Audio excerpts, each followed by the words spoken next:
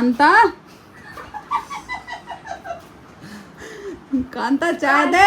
ओ Kanta respect से नाम। अच्छा कांता जी जी कांता। कांता जी रिस्पेक्टफुली।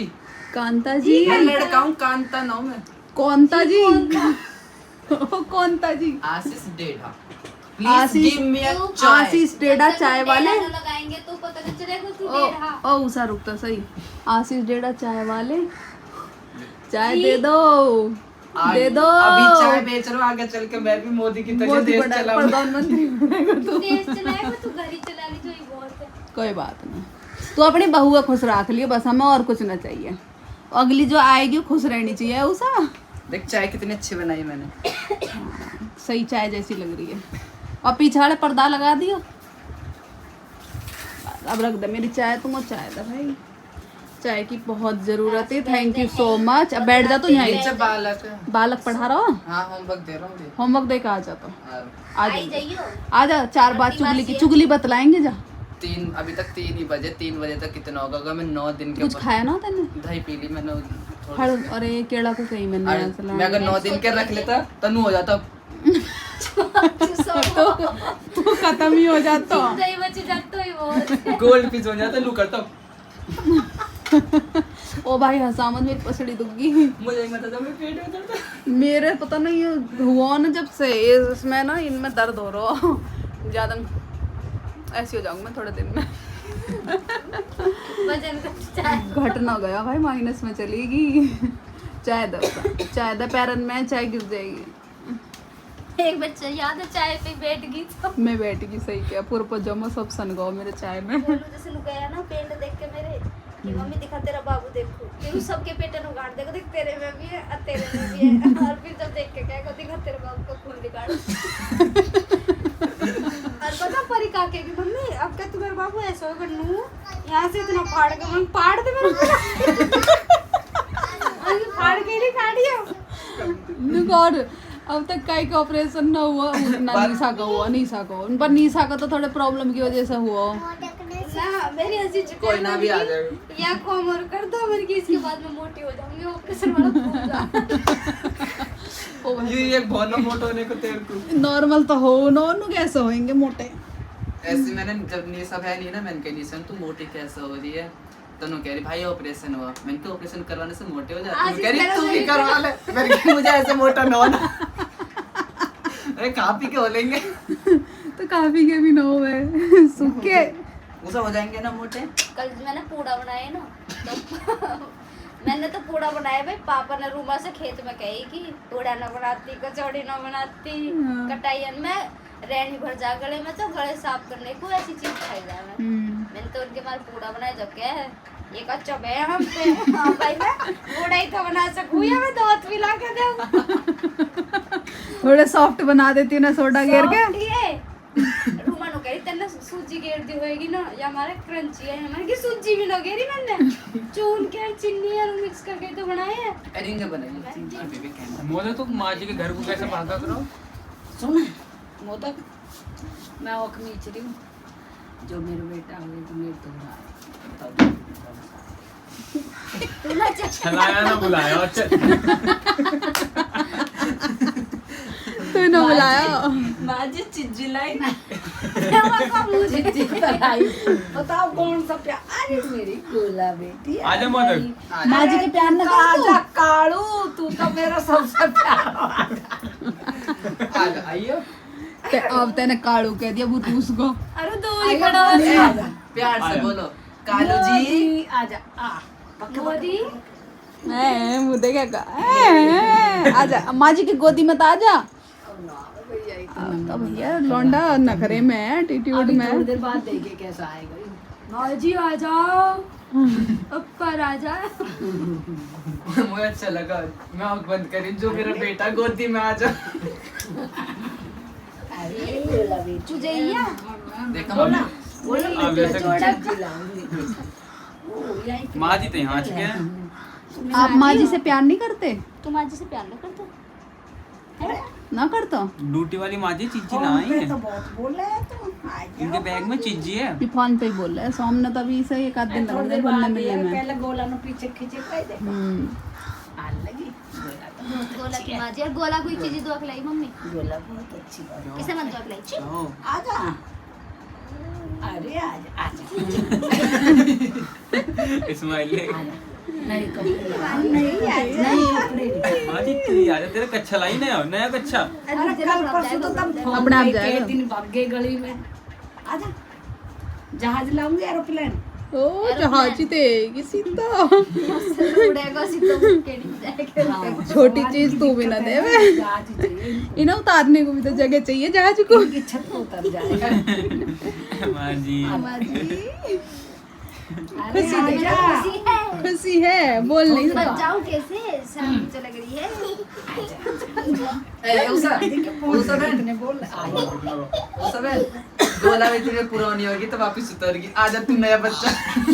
अरे हर चीज छूट रही है। अभी छुट रही है बाकी, रुक जा 2 मिनट, वो तो कंट्रोल करन दे, मैं तो कच्ची कोई वो तो कंट्रोल करन दे। अरे आजा छोटे बाल करने। आज दिन मोई को फोन आया और कुछ मत मतलब वो कह रही मां मरने वाली है अरे मोमो को भी आया, उन्होंने कह रहे हैं कि मैं मौसी को भी आया, मौसी कह रही है कह रही कल मैं अष्टमी पूज लो फिर तो परसों चली जा।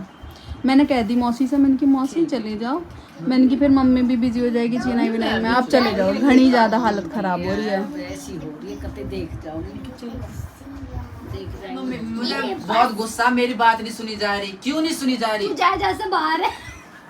मम्मी जा जा से बाहर। तेरी हिस्सेदार हाँ मैं हूँ। मम्मी, तू तो ना गलत कर दी। ओए तेरी हिस्सेदार मैं हूँ, तू तो अब बिल्कुल छोट में है, तेरा हिस्सा मैं बाद लेंगी। में हकीकत में पता चल गई, तुम्हारी नजर उतारी, भाई की नजर उतारी, अपनी अपनी। नहीं तारी है। मैं कूड़ी पे से ठाए हूँ, मुझे घर में इतना काम करो। आशीष मुझे तो बकवास और मर जाओ जाके जमना पड़ी है जा मुझे डर लगे। वैसे रेत खोद अरे पागल चौथे हो रहे हो मुझे एक बात बताओ, मैं घर में इतना काम करूँ तो मेरी बात ना माननी जा रही। मैं तो चल बेटा हूँ, फिर छिट के भी आए घर में रहूंगा, कल को भाग भी आएगी, कहेगी मम्मी सुबह से सांझ तक लगी रहे। उसको भी ना काम गिना जाएगा। क्यों मत करे, मेरे बेटा ने सब करके दिखाया। झाड़ू पोछा रोटी ना हो जब तो दिन हो जाएगी तो ज्यादा मैं लौंडे कर लग रहा है। तो वो कहेगी जो मैं तो अपने बेटा भी करवाना है। मम्मी ने कहेगी आसी तू एक कहे को हफ्ता आई है? करके दिखाई से। मुंह बंद करो। इसका मुंह बंद जैसे कर यूं किया करो। आज इतने खुश हैं हम, और आज शाम को फिर 8:30 बजे पता चला नानी एक्सपायर हो गई। वैसे तो वो बहुत एजिड हो रही थी, बहुत परेशान भी थी, और हम तो वैसे भी यही भगवान से प्रे कर रहे थे कि भगवान बस किसी तरीके से उनको मुक्ति दें, क्योंकि वो बहुत ज़्यादा परेशान हो रही थी। लीवर भी डैमेज था, एज भी काफ़ी हो गई थी, बट फिर भी दुख बहुत उठा नानी का, क्योंकि अभी ना हम सोच ही रहे थे मिल के आने के लिए कि नानी से मिल के आएंगे। मामा का भी कॉल आया था, तो हम सोच रहे थे कि अष्टमी की पूजा करके ही जाएं। ये नहीं पता था कि अष्टमी वाले दिन ही नानी एक्सपायर हो जाएंगी। और तू देख ले बेटा, शोर मत मचा। और ये नहीं पता था कि अष्टमी के दिन ही वो एक्सपायर हो जाएंगी। और उनके साथ थोड़ी सी अटैचमेंट ये भी है कि जब मेरे फादर एक्सपायर हुए थे, और उस टाइम पे मेरा छोटा वाला भाई है, जब मेरे फादर एक्सपायर हुए थे तो वो 5 महीने का मम्मी के पेट में था। तो और उसी 1 साल के दौरान मम्मी की जॉब भी लगी थी, पापा की जॉब मम्मी को मिली थी। तो घर में ना हम लोग छोटे थे, सबसे बड़ी मैं थी, मेरे सारे भाई बहन छोटे थे। आशीष उस टाइम पे पैदा ही हुआ था, तो हमें ज़रूरत थी घर में किसी बड़े की जो हमें संभाल सके, हमारी केयर कर सके, देख रेख कर सके। आशीष बहुत छोटा था, तो नानी ना, मामा जी ने हमारे ने नानी को, लोग मतलब सब ने, मामा ने, मामियों ने, सब ने बोल के कि भाई आप उनके साथ रह लो कुछ टाइम तक, जब तक बच्चे थोड़े बड़े होते हैं तो मम्मी को थोड़ी सपोर्ट मिल जाएगी और बच्चों को थोड़ा सपोर्ट मिल जाएगा। तो हमारी नानी ना हमारे पास कम से भी कम 3-4 साल रही थी। तो हमारे लिए हमारी केयर करना, खाना बनाना, सब कुछ। और आशीष के साथ नानी का इतना अच्छा लगाव था कि आशीष को, क्योंकि वो नानी के गोदी में ही बड़ा हुआ है, क्योंकि मम्मी जॉब चली जाया करती थी और नानी ही हमारी केयर करती थी, उन्होंने ही उसको पाला था, उन्होंने ही उसकी केयर की थी। तो बच्चा जो छोटा होता है, जिसकी गोदी में पलता है, बड़ा होता है ना, उससे अटैच बहुत होता है। तो हमारा आशीष नानी से बहुत अटैच था। तो जैसे उसने सुना ना, वो इतना इमोशनली हो गया। हमें भी दुख उठा, लेकिन उसे बहुत ज़्यादा, क्योंकि वो ज़्यादा अटैच था नानी से। और वो समय हमारा ऐसा था कि उस टाइम पे हमें एक गार्जियन की बहुत ज़रूरत थी, क्योंकि मम्मी वर्किंग थी। तो हमारी नानी ने हमें बहुत सपोर्ट किया था। बेचारी पे जैसे एजड तो वो थी, उन पे जैसे भी कच्ची पक्की चूल्हे पे रोटियां बनती थी हमें बना के देती थी, घर का काम भी करती थी और बहुत सारी कहानियाँ भी सुनाया करती थी। मतलब हमें सबसे ज़्यादा स्टोरीज़ नानी ने सुनाई है। रात को सुलाते टाइम हम बोलते थे नानी कहानी सुनाओ, तो हमें इतनी कहानियाँ सुनाती थी पुरानी, वो इतनी अच्छी अच्छी बातें बताया करती थी पुरानी। तो बड़ा अच्छा लगता था नानी के साथ बैठना। अब वो सब चीज़ हम मिस करेंगे पर ये है कि शरीर बहुत ज़्यादा उनका बेकार हो चुका था। बहुत ज़्यादा एज थी उनकी, अराउंड 100 के करीब थी वो। 97 या 98 तो बिल्कुल होगी उनकी एज, और एक झटके में चली गई। सबसे बड़ी बात यह है कि भगवान ने उनको भूखा प्यासा वैसे नहीं रखा, परेशान नहीं किया, और एक झटके में वो चली गई। तो उस चीज़ की बहुत खुशी है कि भगवान उनको मुक्ति दे, उन्हें मोक्ष प्रदान करे। वो इतने अच्छे दिन पे गई हैं, अष्टमी के दिन माता रानी ने उनको मुक्ति दी है। बस माता रानी आगे भी उनकी आत्मा को शांति दे, मोक्ष दे। बाकी वो हमारी यादों में हमेशा रहेंगी। प्यार उन्होंने जो हमें दिया उसके लिए हम मतलब बता नहीं सकते कि उनके कितने थैंकफुल है कि जो उन्होंने हमें सपोर्ट किया, जो किसी ने नहीं किया। बाकी नानी नानी रहती है। तो बड़ा बुजुर्ग जाने का दुख तो उठता ही है कि वो चली गई हैं। अब से पहले तो ये सोचते थे कि नानी है। अब थोड़ा ये रहेगा कि नानी अब नहीं है, दुख है। पर अब इतने बड़े बड़े दुख देख लिए कि अब ना आदत पड़ गई है दुखों को देखने की। अब सब झटके ना ऐसे छोटे छोटे झटके लगते हैं, क्योंकि इतने बड़े बड़े झटके देखने के बाद ना ऐसे लगता है कि इतनी ताकत पता नहीं हम में कहाँ से आ जाती है ये सब दुख देखने की। और मम्मी रात को ही चली गई थी वहाँ पे, और क्योंकि मम्मी मिली नहीं थी, मौसी मिली नहीं थी, तो वो लोग रात में ही निकल गए थे ताकि माँ के अंदर अंतिम दर्शन अच्छे से कर सकें। और मैं नहीं जा पाई क्योंकि मेरी तबीयत भी ख़राब थी और मेरी बुकिंग्स भी थी, और बुकिंग्स मैं नहीं छोड़ सकती थी क्योंकि बुकिंग्स कई महीने पहले ले लेते हैं, तो हम किसी का काम नहीं छोड़ सकते। और मेरी तबीयत भी इतनी ख़राब चल रही है कि मैं ट्रैवल नहीं कर सकती, तो मेरी बिल्कुल हिम्मत नहीं थी जाने की। और रही हमारे नाना जी की बात, नाना जी तो मेरे ख्याल से लगभग 35-40 साल पहले एक्सपायर हो गए थे, बहुत साल पहले। और मेरी मामी की अभी मेरे ख्याल से 2 या 2.5 साल हो गए हैं। उससे पहले मेरी मामी एक्सपायर हुई थी, वो भी काफ़ी बीमार रहती थी। उसके बाद से ही मेरे ख्याल से माँ जी, मेरी नानी माँ थोड़ा बीमार रहना शुरू हो गई थी। वो टेंशन ले गई थी, या कहते हैं भाई सास के सामने उसकी जवान बहू चली जाए तो टेंशन तो हो ही जाती है। तो वो पता नहीं दिमाग में सोच सोच के उनको परेशानी हो गई और वो और टिकती चली गई। फिर और मम्मी आई हुई है नीचे, माँ को देख के तो मम्मी को इतना ट्रैवल करने की आदत तो है नहीं, जाती नहीं है, और नोएडा यहीं पे नहीं है। तो मम्मी की इतनी हालत बुरी हुई पड़ी है कि मम्मी लेटी हुई है। अब काम भी चला हुआ है, तो 1 हफ्ते की छुट्टी लेगी मम्मी ताकि थोड़ा रेस्ट मिल सके, मम्मी को थोड़ा दिमाग शांत हो सके और काम को भी देख सके। बाकी फ़िलहाल मैं बेटर हूँ, अभी तबीयत में मेरी में थोड़ा आराम हुआ है। और कल का भी मुझे काम है, अब देखो दवाई ले रही हूँ कि मैं खड़े होकर आराम से काम कर पाऊँ, क्योंकि अगर नहीं कर पाऊँगी और मुझे चक्कर आ गए ना तो कोई नहीं कर पाएगा मेरा काम। तो मुझे ठीक रहना बहुत ज़रूरी है। और टेस्ट वेस्ट मैंने करा लिए थे, टेस्ट में कुछ नहीं आया, सिर्फ डॉक्टर ने बोला है कि आप जो है ना स्ट्रेस ज़्यादा ले रहे हो, आपको स्ट्रेस है उसे कम करो, कम सोचो, कम चीज़ों को दिमाग में लाओ।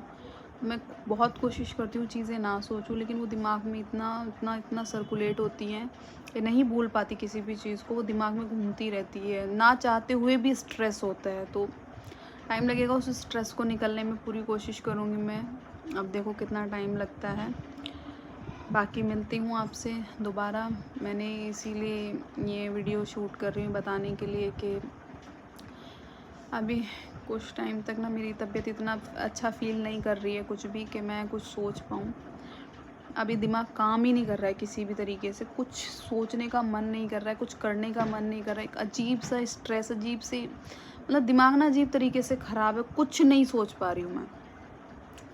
तो इसलिए मैं थोड़ा सा पॉज लेना चाहती हूँ ताकि कुछ सोच सकूँ, माइंड को रिफ़्रेश कर सकूँ। इस टाइम बहुत परेशानियों से जूझ रही हूँ मैं, समय आने पे बताऊँगी भी।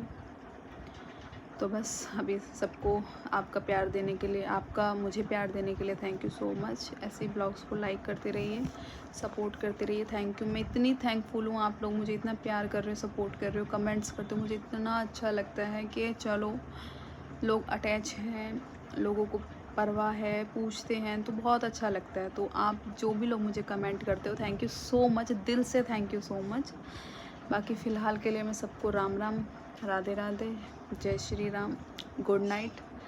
दोबारा मिलेंगे, बाय बाय।